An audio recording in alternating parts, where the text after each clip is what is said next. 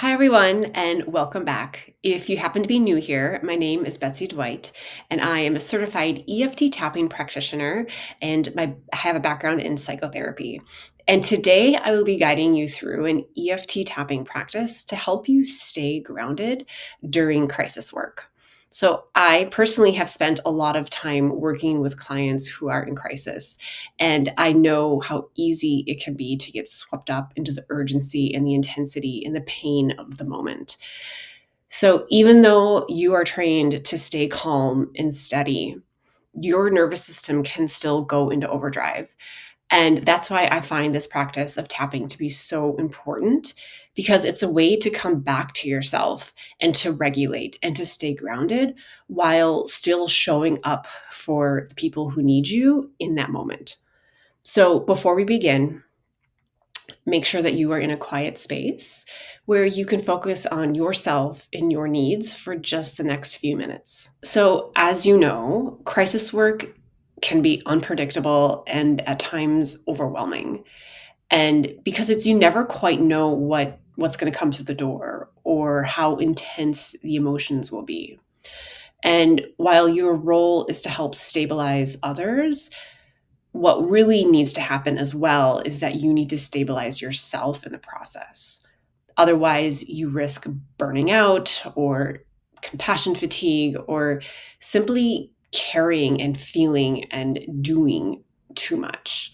So, tapping can help regulate your stress response in real time by bringing awareness to your own body, calming the nervous system so that you are able to hold space and steadiness for others in the middle of the chaos. Before we begin our tapping, let's take a moment to check in with ourselves. So you can close your eyes or soften your gaze. Take a breath in and release on your exhale. And bring your attention towards your body. And notice what happens within when you think about doing crisis work, or maybe even just hearing the word crisis. Do you feel tension anywhere? Maybe there's a sense of urgency, or a weight on your chest, or a drop in your stomach. Just notice what's coming up for you. Now give that feeling or sensation a number on a scale from 0 to 10. 0 means there's no activation at all, and 10 means it's really intense. Now, keep that number in mind because we will come back to it at the end of our tapping. So, in our first round, we're going to acknowledge the stress response in our body, and we'll start with our setup statements. So, coming to the side of the hand and repeating after me. And we say these statements 3 times, knowing you can change my words to best fit your experience. So even though my nervous system reacts strongly when my clients are in crisis, I deeply and completely accept myself. Even though it feels overwhelming at times, I honor the part of me that wants to help. Even though it's hard to stay grounded in those intense moments, I choose to bring compassion to myself. And we're going to come up to the inside of the eye. This intensity in my body, I can feel it. Coming to the side of the eye, I feel the urgency of this crisis work. Coming under the eye, my system feels overloaded. Coming under the nose, I notice the stress in my body. Where are you holding? Coming to the chin, I'm holding so much in this moment. Coming to the collarbones, I'm wanting to stay steady. Coming under the arm, but sometimes I feel swept up in the moment. Coming to the top of the head, this crisis energy is running through me. And then coming back to the inside of the eye, we'll focus on releasing the overload. So letting my body release this stress. Coming to the side of the eye, it's safe to soften just a little. Coming under the eye, I don't have to carry it all. Coming under the nose, I can slow down inside.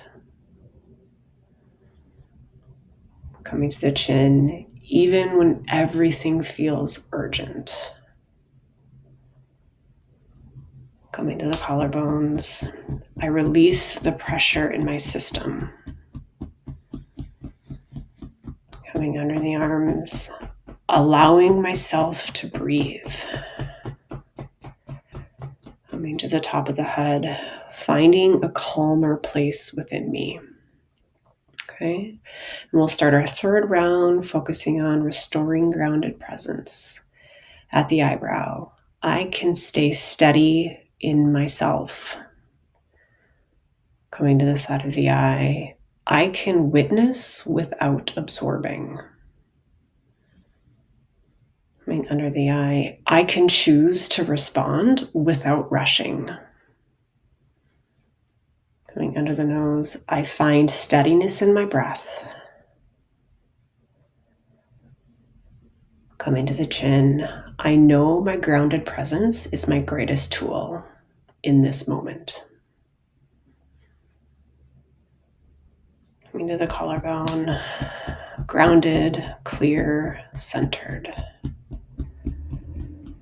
Coming under the arms, my nervous system is supporting me. Coming to the top of the head, I am steady, I am resilient. We'll come to our last round, which is a visualization for grounding. So at the eyebrow, I imagine roots growing from my feet into the ground. Side of the eye, strong, steady, unshakable.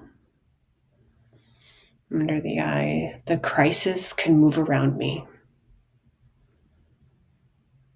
Under the nose, but I can stay rooted and calm. Coming to the chin, like a tree in a storm. Coming to the collarbones, flexible, but not uprooted.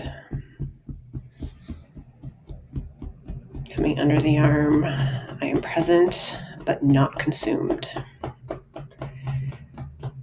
Top of the head, I am grounded, I am clear, I am compassionate. And coming back to the body, taking a slow breath in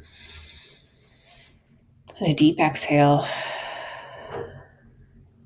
Now check back in with your number from before. Notice what shifted, even if it's just a little bit. Do you feel calmer, more steady, more connected to yourself? And keep tapping if there is still some internal activation present. Just keep tapping. And remember that crisis work does not mean sacrificing your own grounding, because the more grounded you are, the more effectively you can help. So that is so important in this work. Thank you for tapping with me today. And if this practice supported you, please share it with other helping professionals or crisis workers who you think might need it. And if you'd like more support or tools for staying steady and resilient in this work, check out my 2 offerings for one-on-one work. One is the Grounded Clinician and the other is the Groundwork. And you will find more information and links in the description. So please give this video a like, just to show support for other mental health professionals so that they know that they are not alone in carrying the emotional load of this work. And if you haven't already, please subscribe to my channel so that we can continue to build a community of supporting the supporters. And I will see you in the next video. Thank you so much for being here.